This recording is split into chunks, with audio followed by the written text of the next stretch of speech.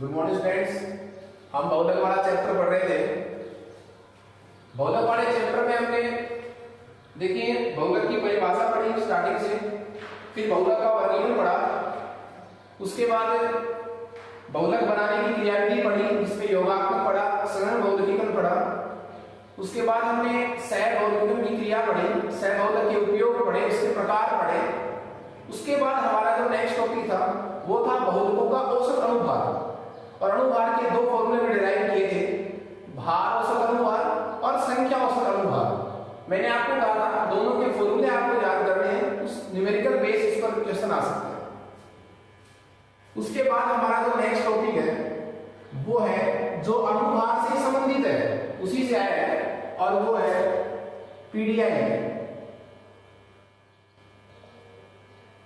PDI polydispersity index, polydispersity index, बहुपरिक्षेपी घातांक, बहुपरिक्षेपण घातांक, पीडीआई।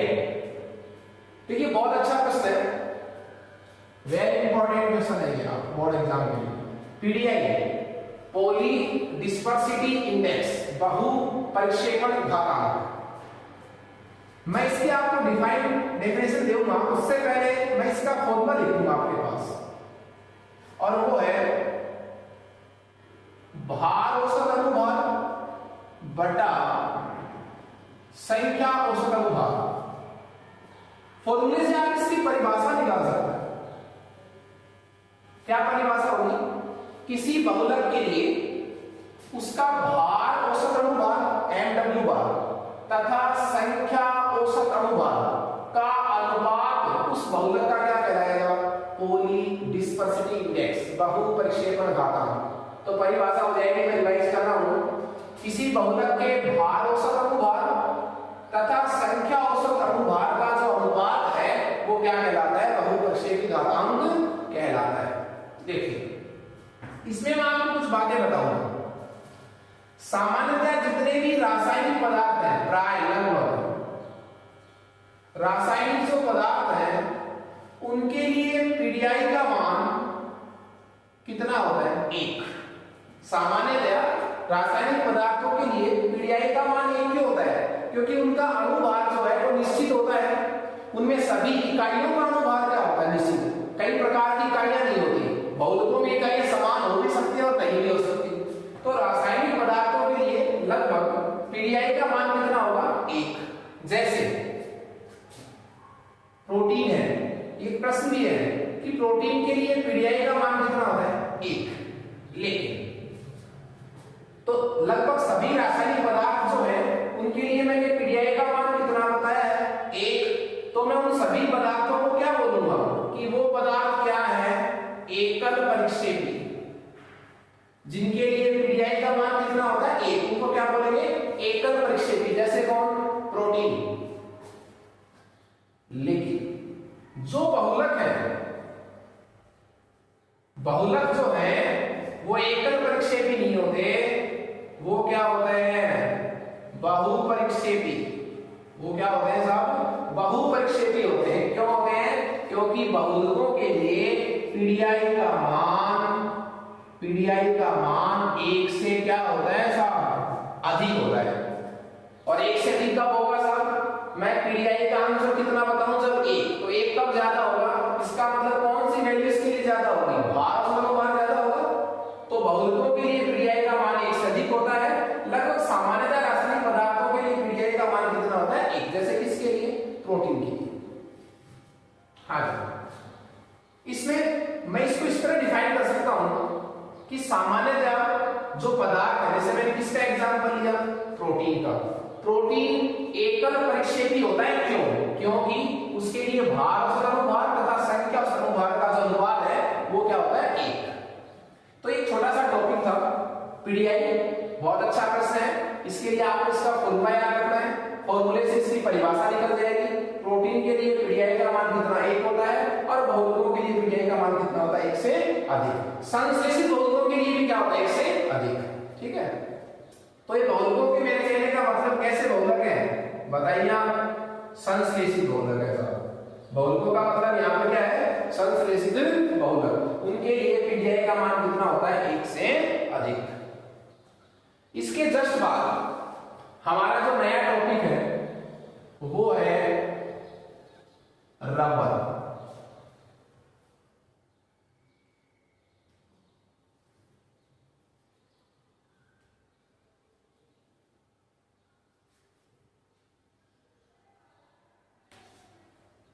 नया जो टॉपिक हमारे पास है वो इसमें है रबर।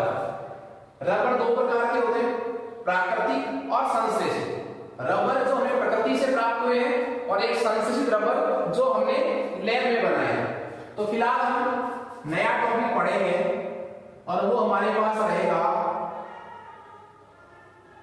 रबर। देखिए रबर में हमारे पास जो पहला ऑप्शन होगा वो होगा प्राकृतिक रबर। तो इसका जो पहला ऑप्शन हमारे पास होगा वो होगा प्राकृतिक रबर। ये हमारे पास टॉपिक क्या था, रबर, प्राकृतिक रबर। देखिए प्राकृतिक रबर कहां से प्राप्त होता है। रबर का एक पेड़ होता है जिसको बायोलॉजिकल लैंग्वेज में अपन बोलते हैं हेविया ब्रेसिलियंसिस। हेविया ब्रेसिलियंसिस।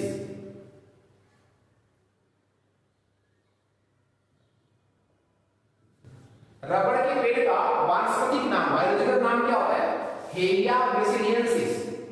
और उस पेड़ के तने पर हम एक कट लगाएंगे। ये लीजिए साहब, कट लगाया हमने, तने पर हमने एक चीरा लगाया, कट लगाया, तो यहां से एक दूध जैसा पदार्थ स्रावित होगा। यहां से एक दूध जैसा पदार्थ स्रावित होगा और दूध जैसा जो पदार्थ स्रावित होगा इसका नाम है साहब लेटेक्स, जिसको मैं क्या कह सकता हूं, क्षीर कह सकता हूं, लेटेक्स। ये पेड़ का तना है। कौन से पेड़ का तना है, हेविया ब्रेसिलियंसिस, जिसको मैं रबर का पेड़ भी बोल सकता हूं। रबर के पेड़ हेविया ब्रेसिलियंसिस के तने पर मैंने कट लगाया। कट लगाने से दूध जैसा पदार्थ बाहर आता है जिसको क्या कहते हैं, लेटेक्स, जिसको क्षीर भी कहते हैं। ठीक है, एक्चुअली लेटेक्स होता क्या है, देखिए लेटेक्स क्या है, लेटेक्स एक कोलाइडी सॉल्यूशन है। रबर का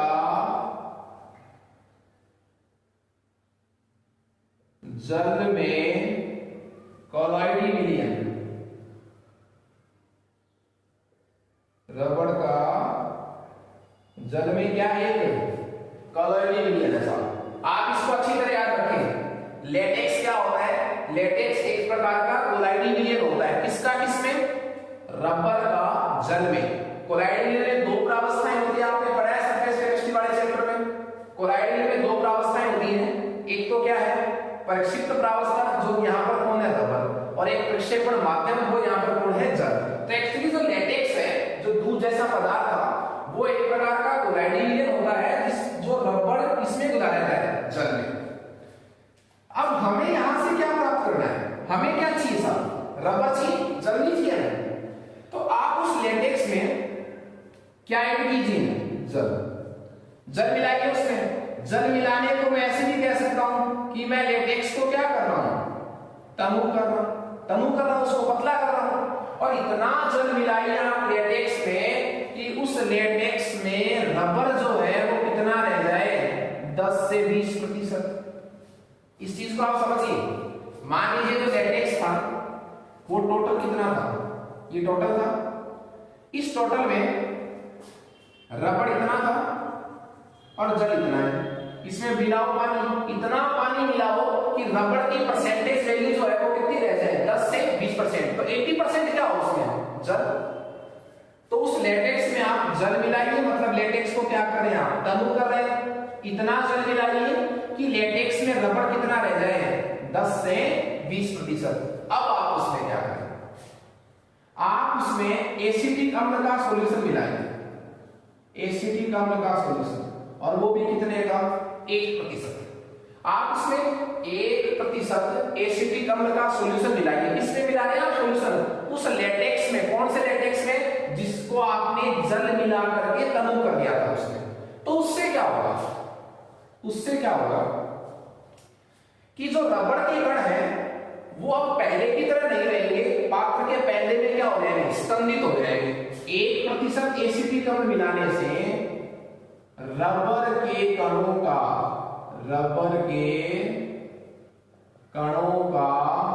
क्या हो जाएगा? स्कंदन हो जाएगा। रबर के कण पात्र के कहां बैठ जाएंगे? पहले में। मैं इसको इस तरह भी बता सकता हूं, ये कोई पात्र था जिसमें आप ये सब कर रहे थे, ये जल हो गया और रबर के कण कहां बैठ गए? पात्र के पहले में। जल को बाहर कर लेंगे, हमें ये क्या प्राप्त हो गया? रबर। ये जो रबर मिला है हमें, इस रबर को बोलते हैं क्रेप रबर। इसका एक नाम और भी है, इसको बोलते हैं हेविया रबर, क्योंकि पेड़ कौन सा था? हेविया ब्रासिलियेंसिस। इसको क्या बोलते हैं? Hevea rubber. जो हेविया रबर होता है वो प्राकृतिक रबर ही है, इसका ज्यादा यूजफुल नहीं होता है, उपयोगी नहीं होता। क्यों? इसकी कुछ कमियां होती हैं। इसकी कुछ क्या है? कमियां। कौन से रबर की कमियां फाइंड कर रहा हूं मैं? हेविया रबर की, जो रबर के पेड़ से मिल रहा है। इसमें दिक्कत क्या है? एक तो दिक्कत इसमें क्या है कि यदि मैं टेम्परेचर को क्या रखूं? कम, निम्न ताप रखूं, तब तो ये टूट जाता है जल्दी से। कैसी प्रकृति का होता है? भंगुर प्रकृति का होता है, निम्न ताप का। और यदि मैं टेम्परेचर क्या रखूं? हाई, यदि ताप क्या रखूं? उच्च ताप यदि रखूं तो ये रबर क्या पड़ जाता है? नरम पड़ जाता है, मुलायम हो जाता है। इसमें जल अवशोषण की क्षमता पाई जाती है। कैसी क्षमता पाई जाती है? जल अवशोषण की उच्च क्षमता, high capacity of absorption of water. ये जो हेविया रबर होता है ना, इसमें आप जैसे जल मिलाएंगे, जल को क्या कर लेता है? अवशोषित कर लेता है। जबकि रबर को कैसा होना चाहिए? जल से दूर भागने वाला, प्रतिकर्षी, जल को प्रतिकर्षित करने वाला होना चाहिए, तो वो इसमें नहीं हो रहा है। और फोर्थ जो इसकी लिमिटेशन है वो है यह ऑक्सीकारकों के प्रति यह कम ही ऑक्सी प्रतिरोधी होता है। ऑक्सीकारकों के प्रति क्या होता है? कम प्रतिरोधी होता है। ये 4 कमियां हैं इसमें हेविया रबर है। फिर भी इसका यूज होता है जूते बनाने में, ठीक है, रस्सियां बनाने में इसका क्या होता है? यूज होता है। तो ये कहानी थी हमारे पास प्राकृतिक रबड़ की। मैं इसको एक बार वापस से रिवाइज कर रहा हूं। प्राकृतिक रबड़ का पेड़ होता है हेविया ब्रासिलियेंसिस। उसके पेड़ के तने पर हमने कट लगाया, कट लगाने से एक दूध जैसा पदार्थ स्रावित हुआ, जिसको क्या नाम बोला गया? लेटेक्स। लेटेक्स बोलो, शील बोलो। लेटेक्स क्या होता है? रबर का जल में कोलोइडल मीडियम। रबर का जल में कोलोइडल होता है, मतलब एक प्रकार का होता क्या है? कोलोइडल सॉल्यूशन होता है जिसमें रबर किसमें घुला हुआ है? जल में। आप इसमें और जल मिलाइए, इतना जल मिलाइए कि टोटल सॉल्यूशन में रबर कितना रह जाए? 10 से 20% रह जाए। अब उस सॉल्यूशन में आप 1% क्या मिलाइए? एसिटिक अम्ल का सॉल्यूशन। 1% एसिटिक अम्ल के सॉल्यूशन का मतलब क्या हो? 90% उसमें पानी है, 1% क्या मिलाया आपने उसमें? एसिटिक अम्ल। उस घोल में से आप कुछ बूंदे इसमें मिलाइए, तो रबर के कण जो है वो पात्र के पहले में क्या हो जाते हैं? स्कंदित हो जाते हैं। इस तरह हमें क्या प्राप्त हो गया? रबर। ये जो रबर मिला है उसका नाम क्या है? क्रेप रबर बोलो, हेविया रबर बोलो। इस रबर की कुछ कमियां हैं। निम्न ताप पर ये क्या हो जाता है? भंगुर। उच्च ताप पर क्या हो जाता है? ये नरम। और इसमें जल अवशोषण की भी क्षमता कैसी होती है? उच्च। ऑक्सीकारकों के प्रति क्या होता है? ये कम प्रतिरोधी होता है। ये कुछ कमियां होती हैं। इन कमियों को सुधारने के लिए वैज्ञानिक था चार्ल्स गुडियर। उसने रबर का वल्कनीकरण किया, इसको सल्फर के साथ हीट किया। वो टॉपिक हम बाद में पढ़ेंगे, पहले स्ट्रक्चर पढ़ेंगे। ये जो कहानी थी किसकी? प्राकृतिक रबर की। ये थ्योरी थी। इसी बात को हम फॉर्मूले में लिखते हैं। की जो कहानी थी वो मैं आपको इसमें बता चुका हूं।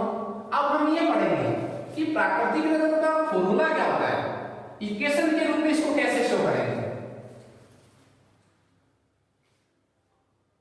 तो जब प्राकृतिक रबर का भंजक आसन किया गया, भंजक आसन का मतलब इतना गर्म करना कि वो टूट जाए। टूटने का मतलब ऐसे ब्रोकन नहीं है, सिंपली इस तरह फॉर्मूला टूट जाए।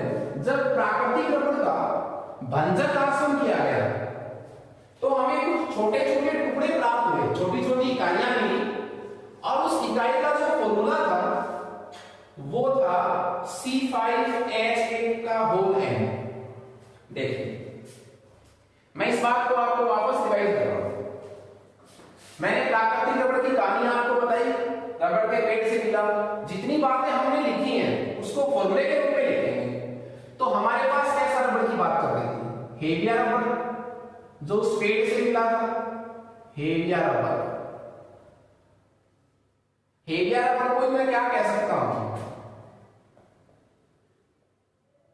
प्राकृतिक रबर।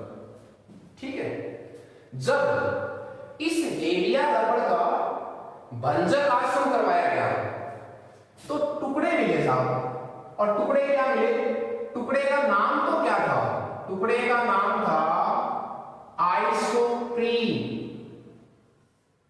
टुकड़े का नाम क्या था, आइसोप्रीन। अब सुनिए, सपोज कीजिए मैं इस दीवार को गिराऊं, दीवार को गिराने से मुझे ईंटें मिले, तो मैं क्या कह सकता हूं कि दीवार किससे मिलकर बनी हुई थी, ईंटों से।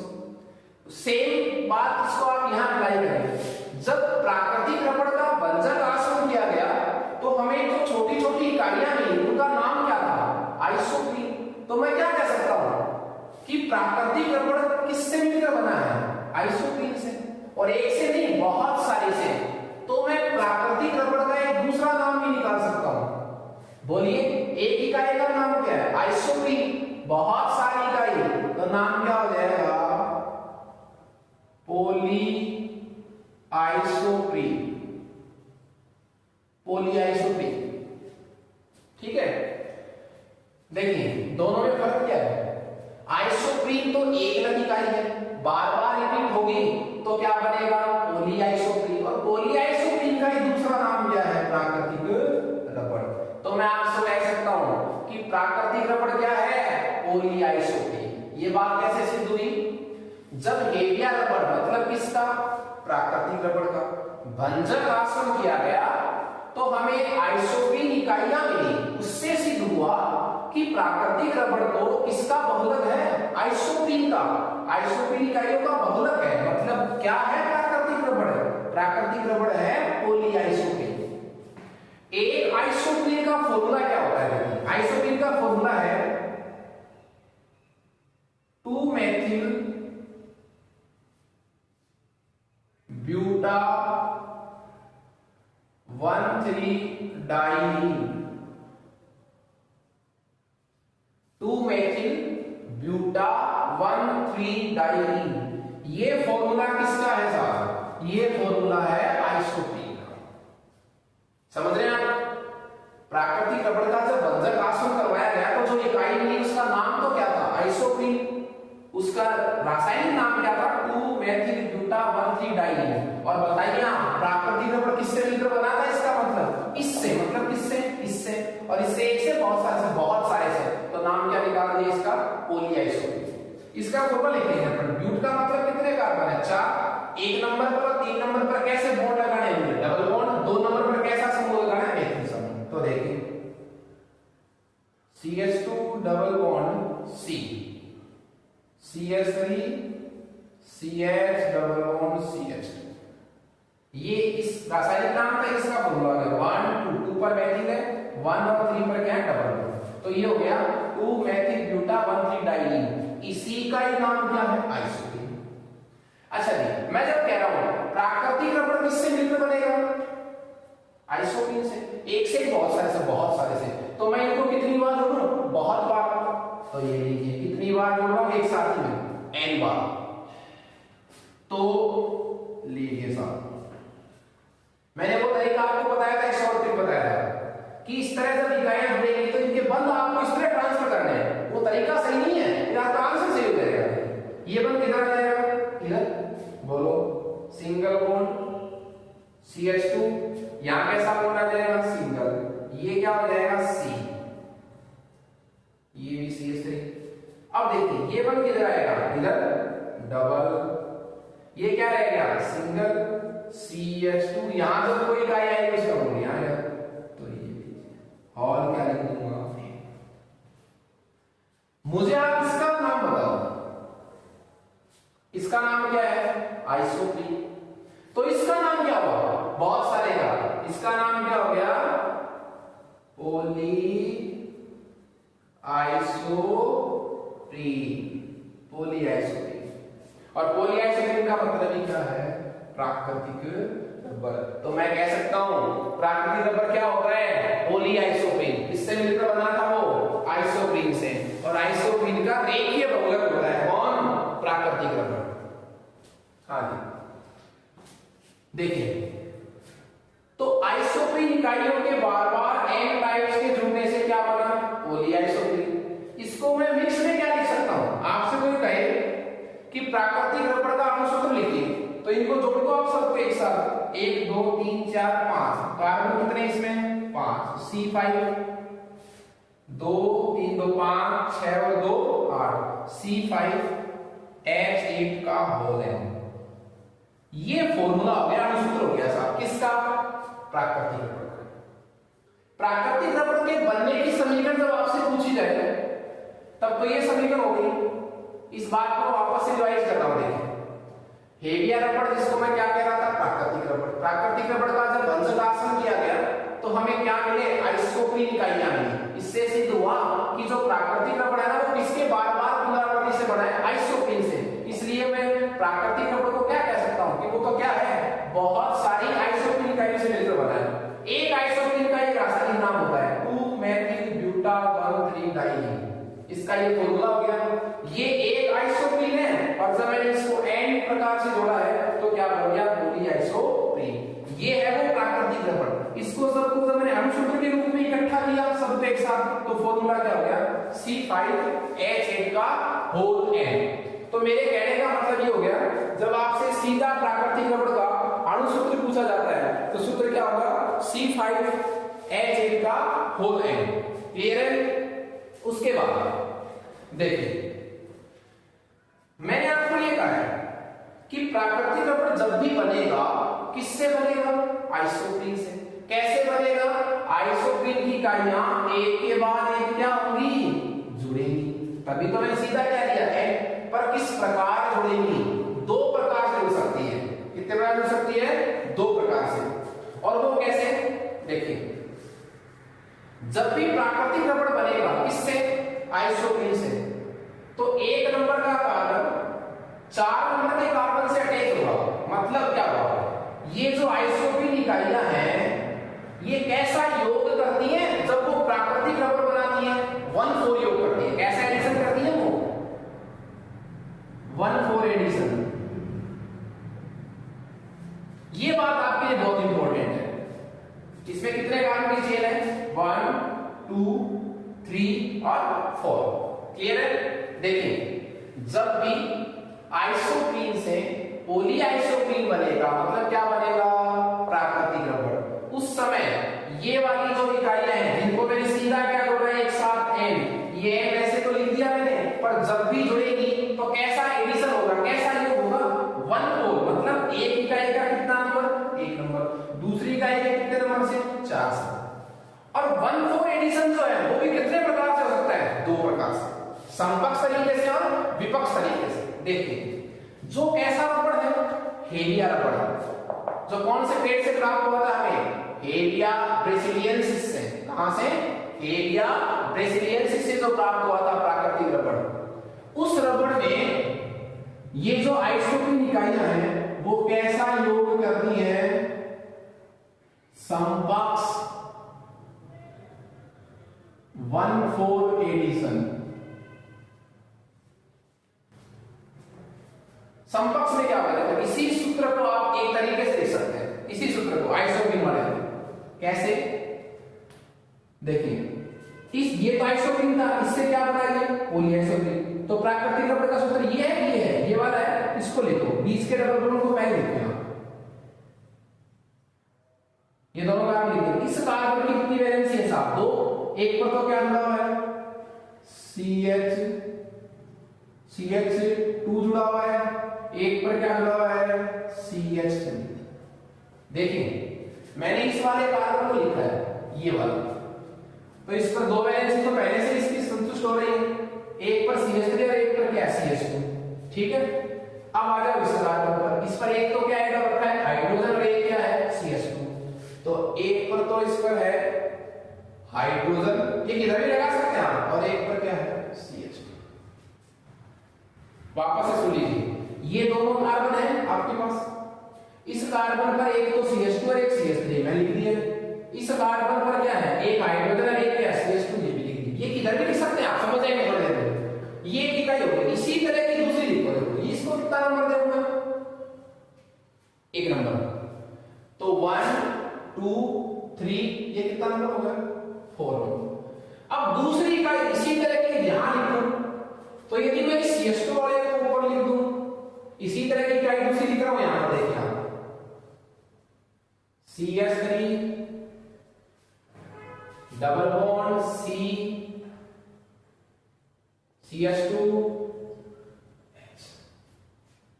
अब देखिए वापस से वही कितना नंबर? 1 2 3, कितना नंबर?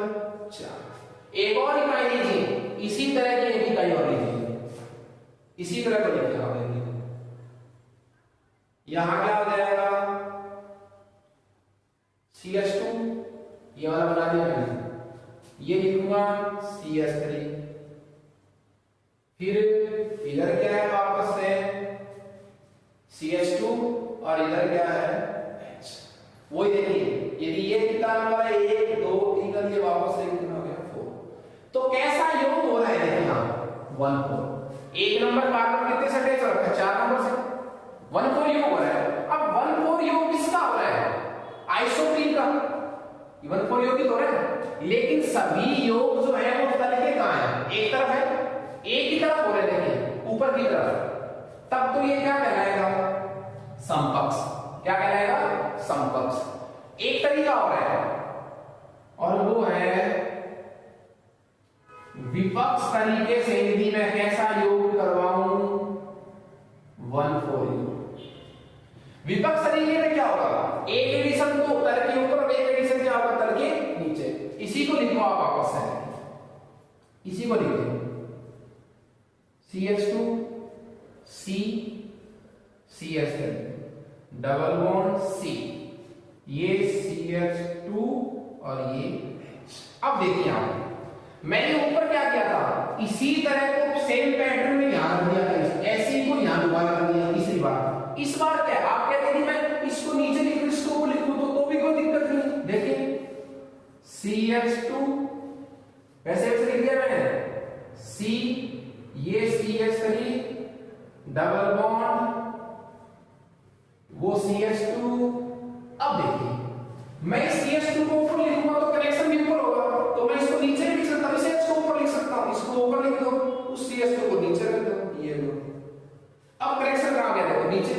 अब ये नीचे हो गया तो मुझे इस कार्बन में इसको भी क्या लिखना पड़ेगा? नीचे लिखना पड़ेगा CH2C, और ये ऊपर चला गया CH3 डबल बॉन्ड C।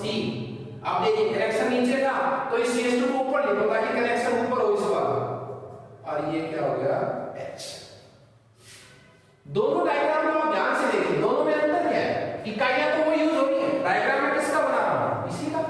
यही डायग्राम बनाया है ऊपर भी और यहां भी, पर फर्क किस बात का है? समानता तो क्या है? देखिए दोनों ही डायग्राम में इकाइयां कैसा योग कर रही है? 1 4 योग हो रहा है, लेकिन ये समकक्ष है और ये क्या है? विपक्ष। ये कैसे पहचानेंगे आप? यदि सारे अटैचमेंट 1 4 एडिशन जो है वो तल के एक ही तरफ हो तब तो समकक्ष। एक कनेक्शन देखो ऊपर है, एक कनेक्शन तल के का है नीचे है, तो ये कनेक्शन क्या कहलाएगा? विपक्ष 1 4 योग। और दोनों ही प्राकृतिक रबड़ है, दोनों ही क्या है? प्राकृतिक रबड़। लेकिन फर्क ऐसा, फर्क क्या है? जो जो हमें किस पेड़ से प्राप्त हुआ था, हेविया ब्रासिलियनसिस। उस हेविया रबड़ में जो कैसा होता है, एक प्रकार का प्राकृतिक रबड़ होता है, उस प्राकृतिक रबड़ में तो ये जो इकाइयां होती है ना, वो कैसा किस तरह योग करती है, समकक्ष। तो हेविया रबड़ में तो इस तरह का 1,4 योग होता है। ये भी एक प्राकृतिक रबड़ है। ये जो प्राकृतिक रबड़ है वो हमें जिस पेड़ से प्राप्त होता है उसका नाम क्या है, गट्टा पर्चा। उसका नाम क्या है, गट्टा पर्चा। ये भी प्राकृतिक बहुलक है जो कहां से मिला था, गट्टा पर्चा से। ये भी प्राकृतिक बहुलक है जो हमें कहां से मिला था, हेविया ब्रासिलियनसिस से। तो दोनों ही प्राकृतिक रबड़ है। दोनों का ही निर्माण किससे होता है, आइसोप्रीन से। दोनों ही बहुलक क्या है, पॉलीआइसोप्रीन है। दोनों ही बहुलक क्या है, प्राकृतिक रबड़ है। तो फिर फर्क क्या है दोनों में, फर्क ये है कि आइसोप्रीन इकाइयां जो 1,4 योग करती है वो यदि समकक्ष वाले तरीके से योग कर रही है तब तो हेविया रबड़ है, और यदि वो विपक्ष वाले तरीके से योग कर रही है तब वो क्या है, गट्टा पर्चा। तो कहां जाकर भिन्नता हुई, भिन्नता होती है इनके 1,4 योग करने के तरीके पर। मैं इस बात को वापस से रिवाइज करूंगा। आइसोप्रीन इकाइयां प्राप्त हुई जब हमने भंजक आसन करवाया। आइसोप्रीन का एक फॉर्मूला था, बार-बार रिपीटिशन से क्या बनता है, पॉलीआइसोप्रीन, जिसको मैं क्या कहूंगा, प्राकृतिक रबड़। प्राकृतिक रबड़ का सूत्र ये होता है C5H8 का होल है, जो मुझे यहां से काउंट करने से मिला है। ये इकाइयां बार-बार जुड़ती हैं, तो मैंने 2-3 इकाइयों को जोड़ा है। जुड़ना भी दो प्रकार से, 2 तरीके से जुड़ने के। जुड़ती कैसे है, 1,4 तरीके से। तो यहां भी योग 1,4 है, यहां भी योग 1,4, ये तरीका वही है। लेकिन यदि सारे तल के ऊपर है या तल के क्या हो सकते हैं, नीचे भी। देखिए ये सारे योग कैसे हैं, ऊपर की तरफ है, ये सारे योग कहां पे चलते हैं, नीचे। बात तो एक तरफ होनी चाहिए, तब तो ये क्या है, हेविया रबड़। और गट्टा पर्चा जो एक प्राकृतिक रबड़ होता है उसमें यही इकाइयां किस तरह योग करती हैं, विपक्ष वाले तरीके से। तो ये हमारे पास कुछ इक्वेशंस थी गट्टा पर्चा की और प्राकृतिक रबड़ की। इसके बाद हम ये चाहते हैं कि जो प्राकृतिक रबड़ होता है उसकी कमियों को हम कैसे दूर कर सकते हैं। मैंने आपको पहले ही बताया था कि प्राकृतिक रबड़ में कुछ कमियां थी। जल प्रतिकर्षी क्षमता उसमें उच्च होती है, और उच्च ताप पर वो नरम हो जाता है, कम ताप पर वो भंगुर होता है। इस तरह की कुछ इसमें प्रॉब्लम्स थी। ऑक्सीकारकों के प्रति प्रतिरोधी भी कमी होता है। ऐसी कुछ कमियों को सुधारने के लिए एक वैज्ञानिक था चार्ल्स गुडियर। उसने रबर का वल्कनीकरण किया था। रबर के वल्कनीकरण से रबर की प्रत्यास्थता वगैरह बढ़ गई। हम रबर का जो वल्कनीकरण है वो नेक्स्ट क्लास में डिस्कस करेंगे। Okay students.